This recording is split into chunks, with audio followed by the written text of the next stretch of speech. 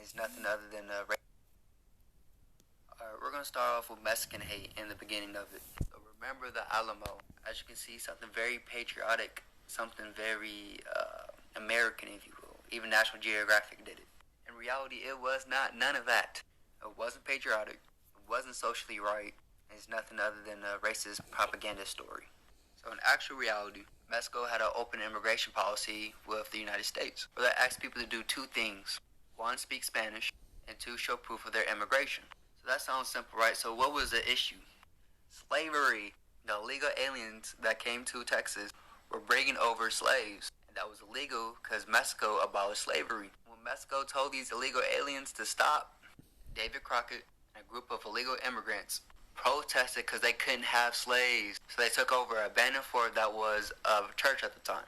Then protested there for 13 days. And Mexico wild because they just left them protest for 13 days. All the way to one of the illegal aliens in Texas shot first at the Mexican army. Then it was a massacre. There were people trying to leave in the back of the church just to have the Mexican army track them down, hunt them down, and kill them.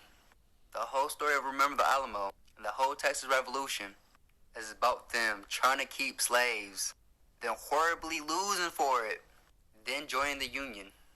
Just for them to try to leave the Union again when the Civil War happens and they have to give up their slaves again. But this is the beginning of brown people hate. That is why Remember the Alamo is a thing. It's a completely racist story about completely racist people that were bigots.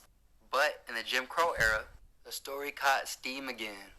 Because remember, the Jim Crow era wasn't just about us. It was about everyone of color and white people linking up. I'll tell you about that later. But that is the beginning of brown people hate. The story caught steam during the Jim Crow era.